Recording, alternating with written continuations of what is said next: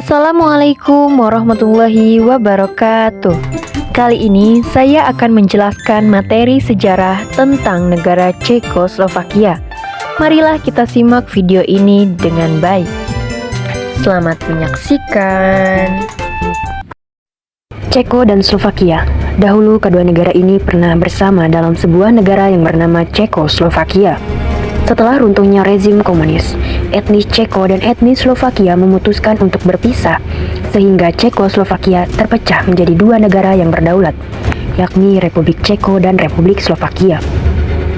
Lalu apa yang menyebabkan kedua negara ini memilih untuk berpisah? Simak video ini hingga selesai.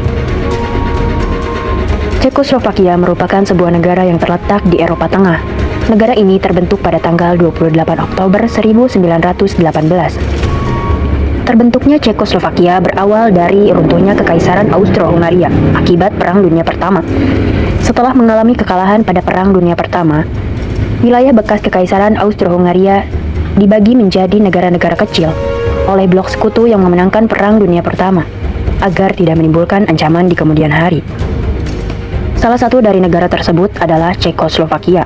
Sesuai dengan namanya, negara ini terbentuk dari gabungan etnis Ceko dan etnis Slovakia.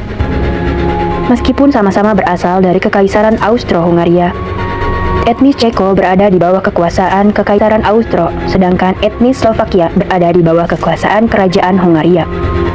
Perbedaan penguasa tersebut menyebabkan perbedaan identitas budaya, di mana etnis Ceko lebih terpengaruh oleh Jerman, sedangkan etnis Slovakia lebih terpengaruh oleh budaya Magyar atau Hungaria. Perbedaan identitas budaya juga ikut berpengaruh pada perbedaan karakteristik masyarakatnya. Perbedaan inilah yang di kemudian hari juga menjadi salah satu faktor perpisahan Ceko dan Slovakia. Singkat cerita, Jerman yang kala itu berada di bawah rezim Adolf Hitler berhasil menduduki wilayah barat Cekoslovakia dan menyatukannya ke dalam Jerman Raya. Sementara itu, di wilayah timur Cekoslovakia, Jerman membentuk Slovakia sebagai negara satelit yang pro terhadap Nazi.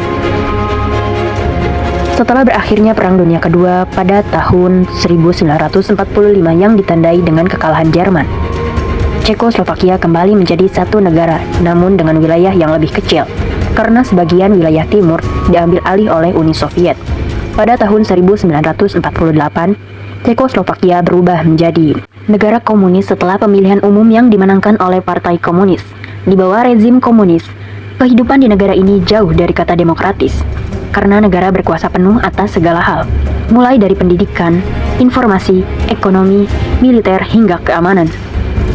Seperti negara-negara komunis lainnya di kawasan Eropa, Cekoslovakia juga menjadi negara satelit Uni Soviet dan bergabung ke dalam aliansi militer negara-negara blok timur yang bernama Pakta Warsawa. Pada tahun 1968, negara ini mengalami periode reformasi dan protes massa yang dikenal dengan musim semi Praha. Reformasi yang dimaksud adalah desentralisasi parsial dalam bidang ekonomi dan politik, serta menegakkan demokrasi dalam bentuk kebebasan pers, kebebasan berbicara, serta kebebasan bepergian.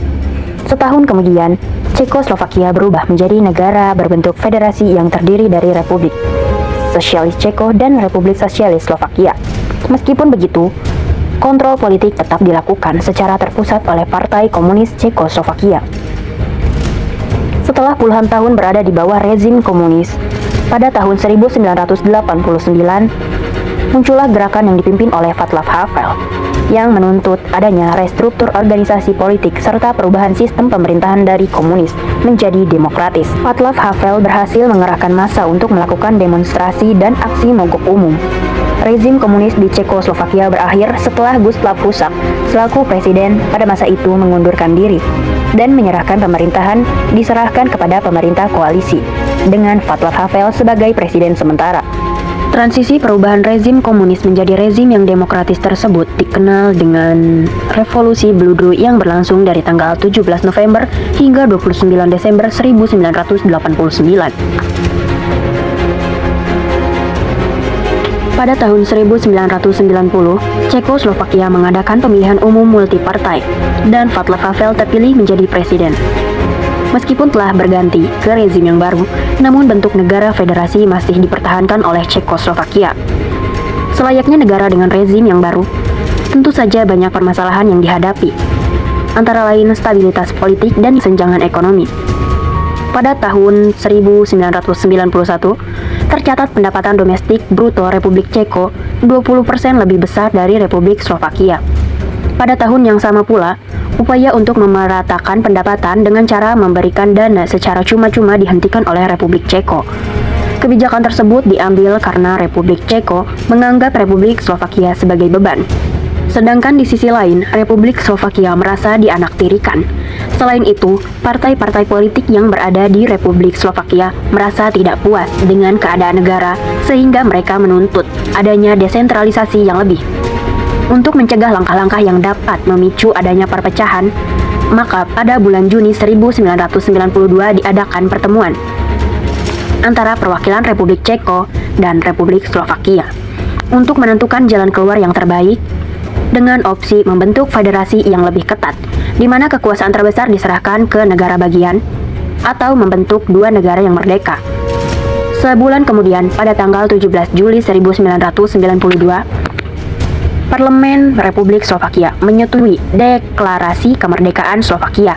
6 hari kemudian, perwakilan Republik Ceko dan Republik Slovakia sepakat untuk membubarkan Cekoslovakia.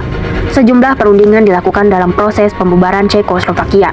Salah satunya pada 13 November 1992 yang membahas pembagian wilayah Ceko dan Slovakia.